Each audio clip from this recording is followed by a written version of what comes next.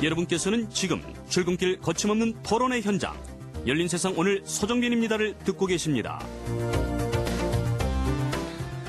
네, 정기국회의 꽃이라고 할 수 있는 국정감사가 다음 주부터 시작되는데요. 지금 기초연금 축소, 세제 개편안 또 예산안 관련해서 아주 국감을 뜨겁게 달고 현안들이 산적해 있습니다.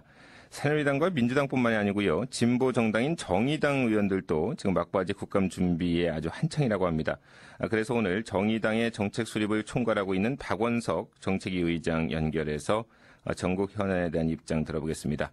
네, 박원석 의원님. 네, 안녕하세요. 예, 안녕하십니까. 네네. 네, 평화방송에 아주 오랜만에 나오셨습니다. 네. 네, 바쁘시죠? 네, 그렇습니다. 예. 지금 정의당 보니까 국회 긴급상황실 가동하면서 비상체제 돌입한 지 지금 보름이 넘었다고 제가 알고 있는데요. 네, 국정감사 준비 지금 어떻게 하고 있습니까? 말씀하신 대로, 저희 정의당에서도 9월 말부터. 네. 국회에 민주민생복지 1번지 국회 긴급상황실을 만들어서 가동을 하고, 24시간 비상체제로 운영을 하고 있습니다. 네. 우선 이 긴급상황실을 가동한 뒤에 보름 동안에 민생 살리기 연속 간담회, 토론회 등을 통해서 이 최근 논란이 많이 되고 있는 박근혜 정부의 복지 공약 파기, 또 새 예산안의 문제점 등에 대해서 각계의 의견을 모으고 또 시민사회의 의견을 모아서 국정감사에 그런 내용들을 반영하기 위한 준비들을 하고 있고요. 네. 의원들이 긴급상황실에서 매일 밤 돌아가면서 당직을 서고 있습니다. 네. 그러면서 동시에 이제 국감 준비를 하고 있고, 그 의원실의 보좌진들과 또 당의 당직자들도 비상체제로 준비를 하고 있습니다. 네. 그러니까 국민들이 상황실에 직접 전화 걸어서 어떤 민원이라든가 이런 정책 제안을 할 수 있는 거죠? 그렇습니다. 얼마든지 전화를 하셔서, 네. 이번 국정감사에서 꼭 이런 문제들이 다뤄져야 된다라는 제안을 해주시면 저희가 그런 내용들을 충실히 반영하기 위해서 노력하겠습니다. 네, 민원들이 좀 많이 접수되고 있습니까? 의원실로는 여러 가지 제보와 네. 또 제안과 이런 것들이 오고 있는 것으로 알고 있습니다. 네, 주로 어떤 내용이죠? 아무래도 네. 최근 들어서 이 공약 파기 논란들이 많이 있지 않습니까? 예. 그런 내용 관련해서 다양한 의견들이 제안이 되고 있고요. 또 민생 문제들이 굉장히 심각합니다. 특히 전월세 문제라든지 가계부채 문제라든지. 네.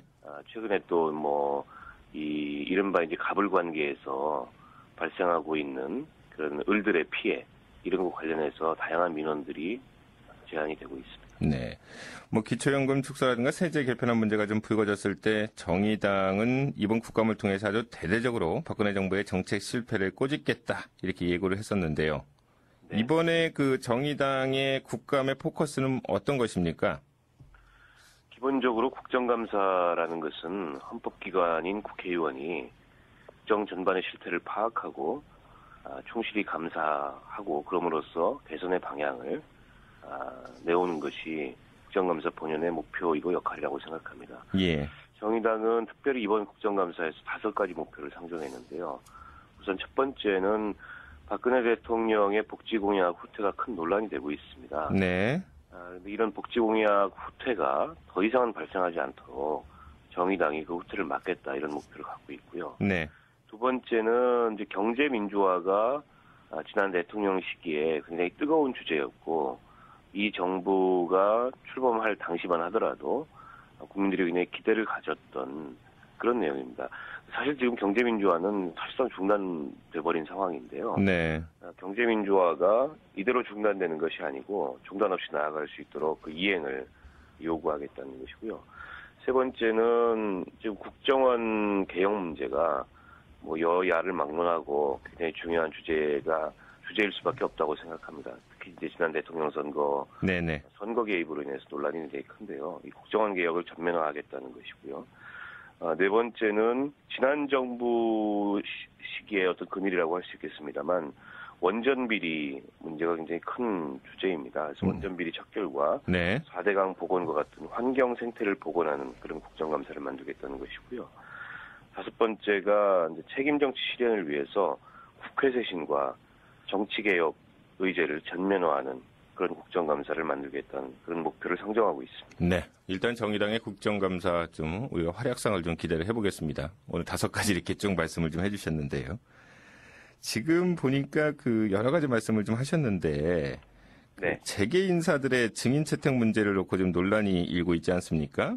네네. 이번에 국감에서 이제 증인으로 채택된 재계 인사가 193명인데요.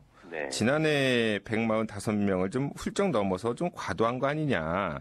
이런 지적이 좀 나오고 있고 재계에서는 또 비판의 목소리가 나오고 있는데 이 문제 어떻게 보십니까?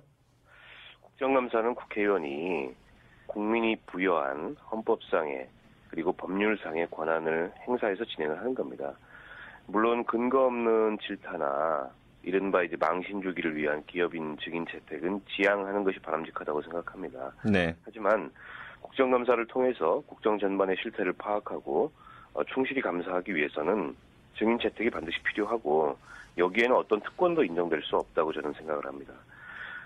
특히 올해 들어서 문제가 된 경제민주화 관련해서 네. 지금 재계에서 각종 뭐 반발이라든지 뭐 이견들 이런 것들이 나오고 있고요. 그리고 기업 관련된 여러 가지 현안들이나 사건들이 있습니다. 네. 그러면 삼성전자 화학물질 누출 사건이라든지 또 가습기 살균제 문제라든지 현대자동차의 위장 하도급 문제라든지 또 4대강 그 사업과 관련된 뭐 입찰 담합 문제라든지 원전 부품 비리 문제 네.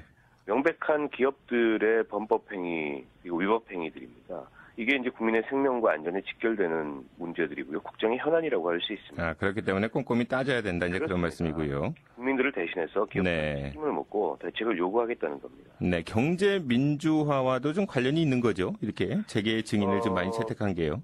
그렇습니다. 특히 이제 뭐 전경련 그 회장이신 허창수 GS그룹 회장들을 여러 상임위에서 네. 증인 신청을 했는데 그 개인에 대해서 어떤 뭐 유감을 가져서가 아니고 재계의 수장이라고 할 수 있는 전경련 회장을 불러서 경제 민주화와 관련해서 거듭해서 이제 재벌 기업들이 여러 가지 이견들을 표하고 있는데 예. 그 이유가 뭐냐라는 것을 국회에 나와서 직접 얘기하고 묻고 답하는 시간을 갖고자 하는 것입니다. 네. 박원석 의원께서는 지금 기획재정위원회에 소속돼 계시죠? 네, 그렇습니다. 네. 지금 신동빈 롯데그룹 회장과 정의선 현대차그룹 부회장 그리고 김종인 전 경제수석 등 추가 증인 채택하는 문제 두고 지금 여야의 입장차가 좁혀지지 않고 있는 상황인데 지금 박원석 의원께서는 어떤 견해십니까? 세 분 다 증인으로 채택돼야 된다 그런 네, 의견이신가요? 그렇습니다. 신동빈 롯데그룹 부회장은 조세피난처의 13개의 지주회사를 운영 중인 것으로 드러났고요. 예. 여객탈세 관련해서 의혹이 있는 그런 분입니다. 정의선 현대차그룹 부회장은 일감 몰아주기 과세와 관련해서 가장 직접적인 수혜자라고 볼 수 있고요. 김종인 전 수석은 박근혜 대선 후보 캠프에 국민행복 추진위원장을 지내면서 경제민주화를 설계한 분입니다. 네. 최근 들어서 경제민주화 후퇴와 관련해서 여러 가지 비판적인 지적도 해오셨는데 예. 직접 모셔서 그와 관련된 의견을 듣고자 하는 것입니다. 기획재정위원회가 지난 8일 날 일반 증인 8명, 참고인 17명에 대해서 1차 증인 채택을 의결을 했는데 앞서 말씀드렸던 세 분을 포함해서 나머지 증인들에 대한 이견이 있어서 아직까지 최종적인 합의가 안 되고 있는데요. 네. 제가 앞서도 말씀드렸지만 충실한 국정감사를 위해서 여당도 이제는 재벌 감싸기 할 게 아니라 그리고 정부 방패막이 할 게 아니라 대승적으로 국민들이 지켜보는 앞에서 충실한 국정감사를 하기 위한 그런 증인 채택에 협조를 해주셨으면 하는 바람을 말씀을 드립니다. 네, 김종인 전 경제수석 같은 경우 조금 전에 우리 박원석 의원도 말씀을 하셨지만은 경제민주화의 지금 설계자고요. 네. 박근혜 후보 캠프에서 함께 일했던 분인데 네. 지금 이제 정부가 취임한 지 1년도 되지 않았는데요. 이 설계자를 불러가지고 어떤 정책 실행에 공과를 따진다고 하는 게 좀 너무 앞서가는 거 아닙니까? 그렇지 않습니다. 경제민주화 정책에 대해서 국민들이 굉장히 많은 기대를 가졌고 네. 또 박근혜 대통령께서 후보 시절에 거듭 약속했던 사안입니다. 근데 사실상 전경련이라든지 이런 재벌 기업들이나 재계 단체를 만나고 나서 경제민주화는 이제 끝났다라는 것이 지금 대통령과 현 정부의 경제 관료들이 보이고 있는 인식이라고 저는 보고 있습니다. 그러니까 그렇게 인식을 지금 야당에서 하고 있는 거죠. 어떤 관점의 차이죠. 네, 그런 측면이 좀 있죠. 그런 말씀들을 거듭해서 하셨습니다. 대통령께서 직접 경제민주화 포기 발언을 하셨나요? 그렇죠. 이제 국회에서 지난 6월 달에 네. 몇 가지 법률이 통과됐기 때문에 이제는 기업들의 그런 입장들을 고려해서 속도 조절이 필요하다라는 취지의 말씀들을 하셨는데 그건 좀 제가 보기에는 그러니까 속도 조절을 좀 포기로 이렇게 보시는 거고요. 사실상의 포기라고 보고 있습니다. 사실상의 포기다 이렇게 보시는 거고요. 네, 알겠습니다. 그럼 기재부 국감 얘기 좀 더 이어가 보겠습니다. 네네. 지금 내년도 예산안 관련해서요. 그 여야 의원들 질의가 좀 집중될 것으로 보이는데 일단 세수 부족 그리고 국가 채무 증가 문제가 이제 도마에 좀 오를 것으로 보이는데 어떤 개선 대책이 일단 필요하다고 보시는지요? 지난 8월 현재 세수 실적을 보면 작년 같은 기간보다 5조 9천억 원 정도 덜 거친 것으로 나타났습니다. 예. 이 세수 부족 문제가 굉장히 심각한 상황인데요. 일단 내년에도 이런 상황이 계속 이어질 우려가 있다. 저는 그렇게 보고 있습니다. 네. 정부가 국회에 제출한 2014년도 예산안에서 세수의 기준이 되는 경제 성장률을 3.9%로 잡았는데요. 어제 한국은행이 내년 성장률을 3.8%로 종전에 한국은행이 전망했던 전망치 4.4%에서 0.2% 줄인 그런 내용으로 하향 조정을 했습니다. 일반적으로 명목 경제 성장률이 낮아지면 1%포인트당 2조 원 정도의 세수가 줄어드는 것으로 그렇게 이전에 통계들을 보면 확인이 되고 있는데요. 이렇게 되면 박근혜 정부 복지 공약과 또 지역 공약 이런 것들을 포함한 공약 가계부를 지킬 수가 없게 됩니다. 네, 그래서 개선 대책을 마련하고 계신 게 주로 어떤 겁니까? 우선은 지금 박근혜 정부에서는 복지를 확대하겠다고 하면서도 예. 증세 없는 복지를 얘기를 하고 있습니다. 네. 저는 복지라는 것은 필연적으로 돈이 수반되는 것이고 돈을 마련하기 위해서는 지금까지는 비과세 감면, 지하경제 양성화. 근데 그게 사실은 현실적으로 어떤 성과도 지금 내지 못하고 있거든요. 네, 실효성이 없다 이제 그런 말씀이고요. 허구를 더 이상 반복해서는 안 되고 네. 복지를 위해서라면 국민들에게 이해를 구하고 국민적 합의를 통해서 증세를 할 수도 있다라고 솔직하게 얘기를 해야 된다고 생각합니다. 증세의 가능성을 국민들에게 솔직하게 언급을 해야 된다 이제 그런 말씀인데요. 지금 박원석 의원께서는 복지 재원 확보에 어느 정도 도움이 될 수 있도록 이제 사회복지세를 이렇게 신설하는 법안을 발의하셨죠? 네. 이 사회복지세라고 하는 게 어떤 개념인가요? 제가 발의한 사회복지세는 부자 증세와 네. 또 중산층까지의 보편 증세를 결합시킨 것입니다. 그리고 이 사회복지세는 복지 지출에만 쓰이는 목적세입니다. 네. 쉽게 말해 복지만을 위한 증세가 사회복지세입니다. 그러면 부자인 사람들은 사회복지세를 많이 내고 평범한 사람들은 소득에 맞게 내는 겁니까? 간단하게 얘기해서. 구체적으로 소득세, 법인세, 또 상속세, 증여세, 종합부동산세 이 5가지 세금에다가 예. 납세자가 해당 납세액의 10%에서 20%를 가산하는 방식으로 그것은 이제 소득에 따라서 그렇게 가산하는 방식으로 이 세금을 부과를 하게 되고요. 예. 이렇게 확보된 재원은 정부가 전액 지방자치단체의 사회복지 교부금으로 그래서 복지 확충에만 사용하도록 하는 그런 세금을 만들자는 것이고요. 네. 사회복지세를 이렇게 도입을 하면 초기 2년간에는 연간 12조 원 정도의 세수 확보가 가능하고 네. 그 이후로는 17조 원 정도의 세수 증대 효과가 예상이 되고요. 네네. 초기 2년 동안에는 소득세 기준으로 봤을 때 소득세 부과액 1,000만 원 미만의 분들은 세금을 하나도 내지 않습니다. 예. 소득세 부과액 1,000만 원 이상 그리고 법인 같은 경우에는 법인세 부과액 100억 이상의 그런 부과 대상이 되는 분들이 사회복지세를 부담을 하게 됩니다. 네, 알겠습니다. 이 정도로 이제 국정감사가 이제 다음 주부터 본격적으로 시작되기 때문에 여러 가지 또 이제 정책들이 나오고 대안들이 나오고 개선 대책이 좀 나오고요. 또 여야 간의 설왕설래가 좀 많이 될 것 같은데 일단 정의당에 또 준비한 거를 또 국정감사를 통해서 어떻게 펼쳐질지 우리가 기대를 해보고요. 현안 관련해서 좀 한 가지만 여쭤보겠습니다. 네. 문재인 의원이 어제 대화록과 관련해서요. 죄 없는 실무자 괴롭히지 말고 자신을 소환하라고 이렇게 검찰에 촉구하지 않았습니까?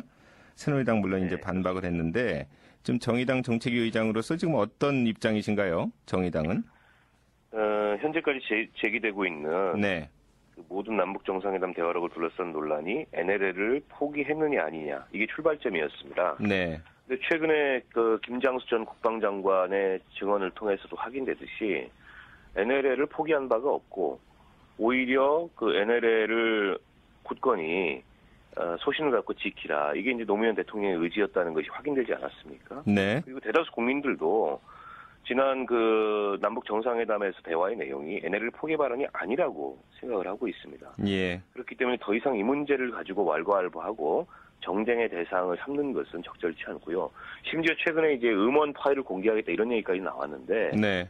국가 정상들 간의 정상 외교의 대화의 내용을 이렇게 정쟁의 소재로 끌어들여서 그 음원 파일까지 공개한다는 것은 전 세계적으로 전례가 없는 일입니다. 네. 앞으로 우리 대한민국 외교에 그리고 남북 관계에 심대하게 부정적인 영향을 미칠 것이기 때문에 이제는 그만 여당도 자제를 해주시고 그리고 검찰이 최종 수사 결과 발표를 앞두고서 난데없이 중간 수사 결과를 발표하면서 이 문제가 더 불거졌는데요. 네네. 진실규명을 넘어서 다른 정치적 목적이 있는 거 아니냐. 기초연금 공약 불이행으로 인한 어떤 논란이 크게 벌어지고 있는 상황에서 네. 이른바 국면 전환을 위한 카드로서 이걸 활용한 게 아니냐. 이런 의심을 지울 수가 없습니다. 네. 검찰은 수사를 해야지 정치를 하는 기관이 아닙니다. 네. 지금 북한 어제 대남 기구인 조평통이 또 정상 간의 담화록이 모독당하고 있는 현 사태를 수소방관하지 않을 것이다 이렇게 비난하고 나섰는데요. 네네. 네. 거기에 대해서는 어떤 의견이신가요? 북한의 어떤 이런 반응에 대해서는요? 상식적인 반응이라고 생각합니다. 상식적인 반응이다. 네, 북한뿐만이 아니고 네네. 그 어떤 나라라고 하더라도 네. 그 나라와 대한민국 간의 정상 외교의 내용이 이런 식으로 공개된다는 것은 이건 그 외교의 관례를 벗어난 일입니다. 예. 그렇기 때문에 저는 앞으로 어떤 나라의 정상이 대한민국 대통령과 그 정상회담을 함에 있어서 솔직한 얘기를 할 수가 있겠습니까? 예, 알겠습니다. 이런 것이 네. 오늘 인터뷰 여기까지 심각한 하겠습니다. 문제라고 봅니다. 심각한 문제다. 네. 네. 네, 오늘 말씀 여기까지 듣겠습니다. 네, 고맙습니다. 예, 감사합니다.